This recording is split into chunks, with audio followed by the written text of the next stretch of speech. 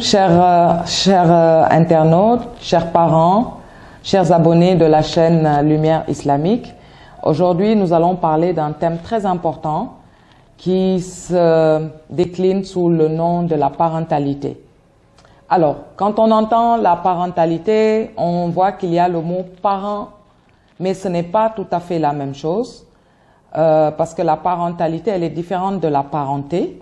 La parentalité, c'est toutes les manières d'être parent. Ça renvoie à la relation entre les parents et les enfants, en termes de paroles, en termes d'actes, en termes d'émotions. Et c'est tout ce qui va toucher le code de conduite, de savoir-être, de savoir-faire des parents dans l'éducation de leurs enfants. Alors, notre discussion aujourd'hui, c'est comment la parentalité a été vécue traditionnellement en Afrique, quels sont les changements socio-démographiques qui sont en train de transformer ces fonctions de parentalité, quelles sont les conséquences sur la famille, est-ce qu'il y a une nouvelle manière d'être parent du fait des transformations économiques et sociales, et quel est aussi le devenir des familles au cœur donc de ces transformations.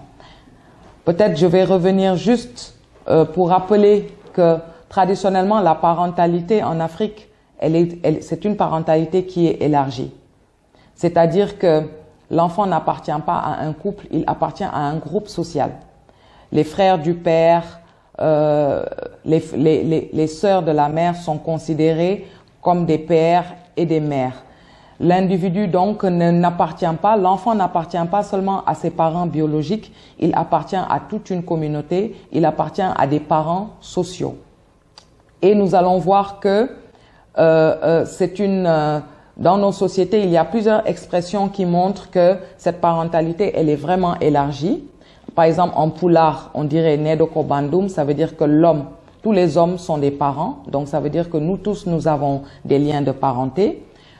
En Wolof, il y a un proverbe qui dit Nit Nit Moy Garabam, ça veut dire que l'homme est le remède de l'homme et ça veut dire que tout le monde a des liens de parenté et que cette parentalité, elle est vraiment élargie.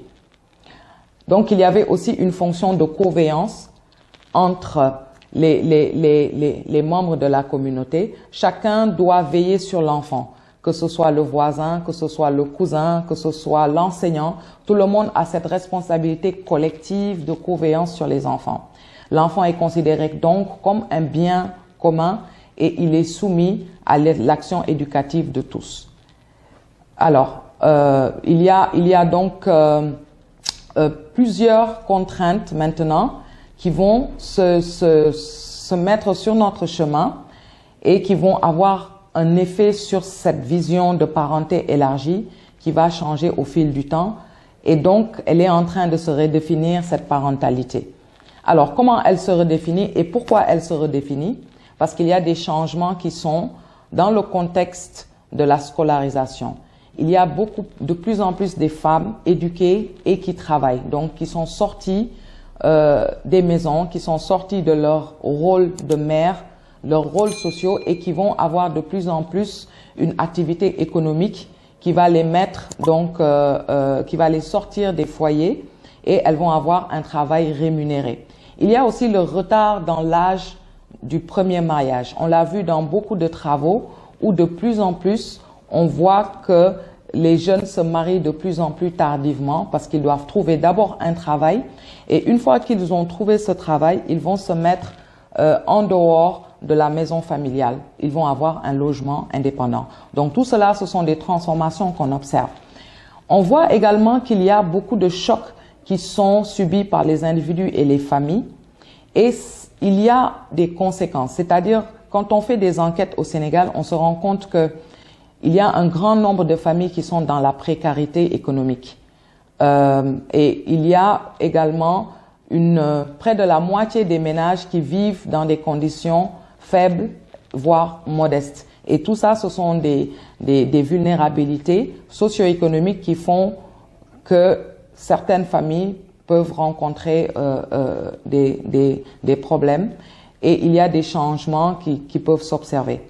Il y a également dans les structures familiales, on observe un relâchement de l'autorité des aînés. Les aînés n'ont plus souvent tous les rôles qu'ils avaient auparavant pour décider, ce pouvoir de décision. Il y a de plus en plus aussi un développement des familles qui sont de plus en plus réduites. Et il y a également des rapports qui sont assez distancés avec le milieu d'origine. Et tout cela va faire que il y a une certaine indépendance. On voit que les femmes vont aller de plus en plus faire des activités génératrices de revenus. Elles vont créer des associations, des nouveaux réseaux d'entraide, et tout cela va faire que les structures familiales vont être en changement qui sont assez profonds. On voit également qu'il y a beaucoup de familles monoparentales. Il y a une dernière enquête que nous avons menée au sein de notre laboratoire de recherche, et nous avons observé qu'il y avait 27% de femmes qui étaient chefs de ménage de fait. Ce sont des femmes qui sont veuves, ce sont des femmes divorcées, ce sont des femmes qui n'ont pas leur conjoint, en tout cas ici, peut-être des migrants, mais ce sont des femmes qui gèrent leur ménage et qui sont chefs de ménage de fait. Et nous en avons de plus en plus. Il y a également que le statut de la femme devient de plus en plus complexe, parce qu'il y a un accès qui est assez faible par rapport aux ressources matérielles. Elles sont moins instruites, elles ont accès à un travail moins rémunéré, l'accès à l'emploi est très limité, le niveau d'éducation est faible, et quelquefois les normes sociales ne sont pas très favorables. Et tout ça, ce sont des handicaps qui sont là et qui limitent un peu le pouvoir des femmes. Et ce n'est pas sans conséquence sur la famille, parce que la famille devait auparavant assurer la fonction de protection de tous les membres, mais maintenant elle manque de ressources pour faire face à ces vulnérabilités socio-économiques.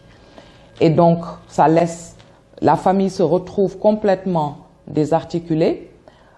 Quelquefois, il y a des individualités, il y a des noyaux qui se forment. Vous verrez peut-être que dans une famille, il y aura des noyaux qui vont se former, c'est-à-dire des petits groupes.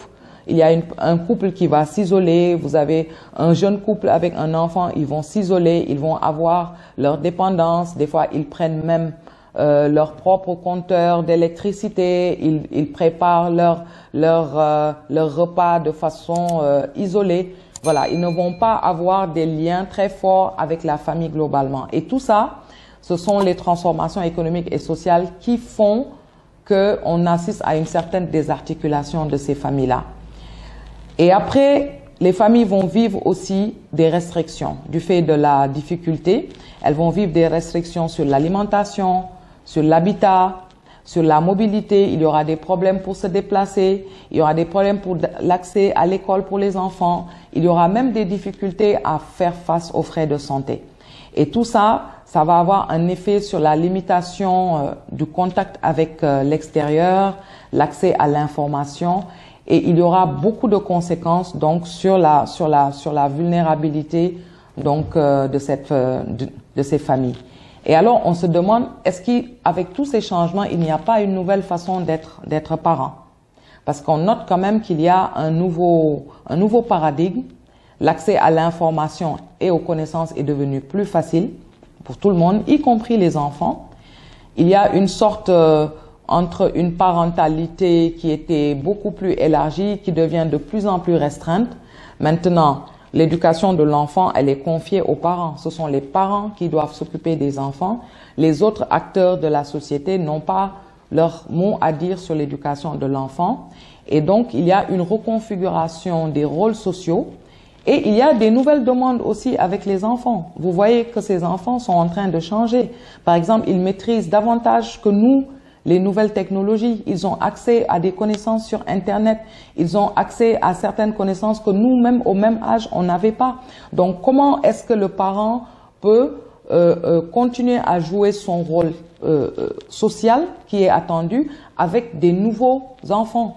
Comme on peut les appeler, ce sont des nouveaux enfants parce qu'ils ont changé, ils sont plus éduqués, ils ont accès à beaucoup plus de ressources, ils ont accès à beaucoup plus de connaissances. Et ça peut être un problème dans la relation parent-enfant. Alors, donc, on voit que le statut aussi de l'enfant évolue. De plus en plus, vous avez des dynamiques de protection de l'enfant qui font que vous ne pouvez pas faire des violences verbales à votre enfant. Dans certains pays, même quand vous tapez votre enfant, vous finissez en prison, vous allez à la police. Et ça veut dire qu'on est quand même dans une ambiance où l'enfant devient de plus en plus un acteur reconnu, qui devient un enfant roi, sur lequel vous ne pouvez plus exercer tout le contrôle ou faire voilà, ce que vous voulez. Donc, vous devez également prendre en compte les droits de ces enfants-là, et ça fait que ça transforme un peu les rôles que les parents devaient jouer auparavant.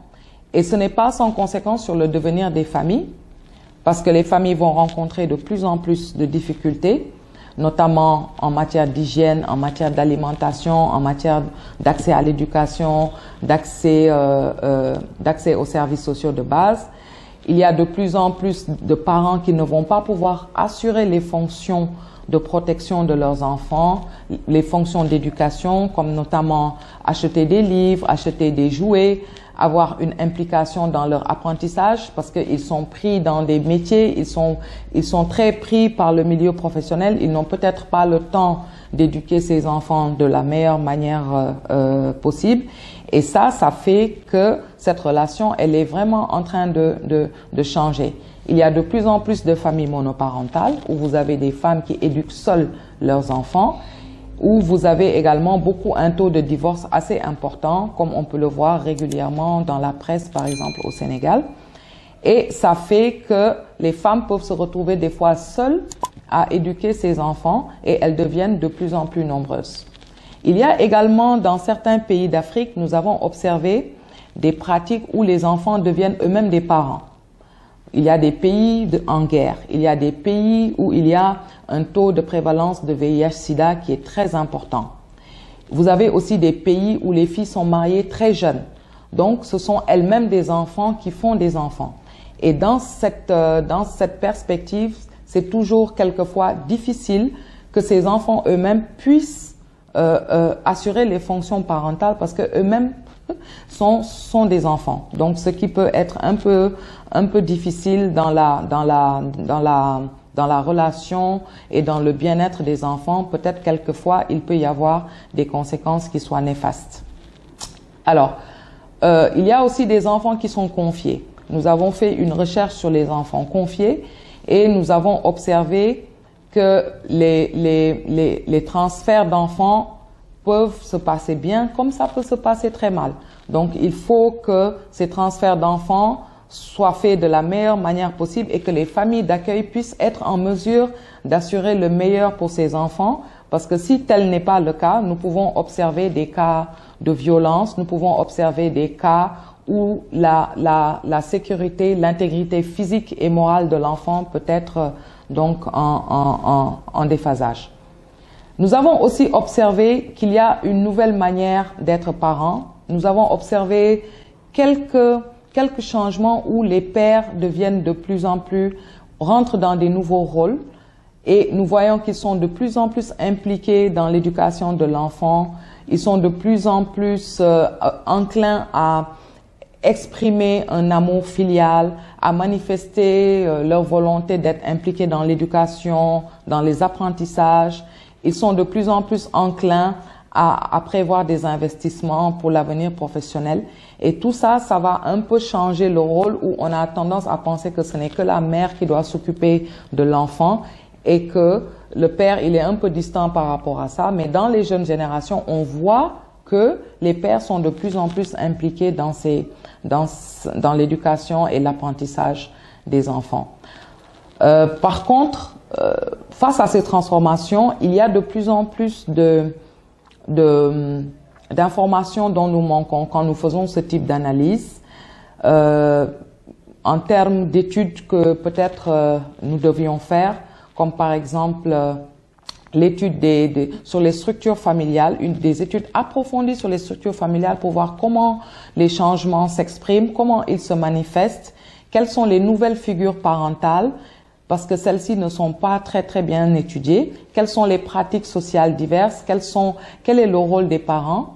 On dispose aussi de peu d'études sur les contextes où les enfants deviennent eux-mêmes parents.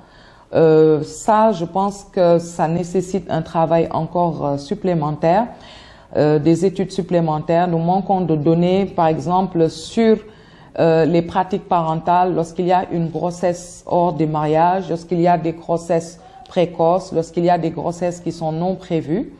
Et tout ça, ça fait que nous sommes dans un contexte de transition, de transformation, qui fait que nous devons réfléchir davantage sur comment la parentalité est en train de se redéfinir. Voilà le thème sur lequel nous avons voulu nous exprimer, vous faire part de nos analyses, de nos recherches dans le domaine.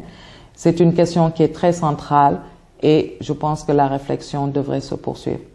Assalamu alaikum. Merci beaucoup.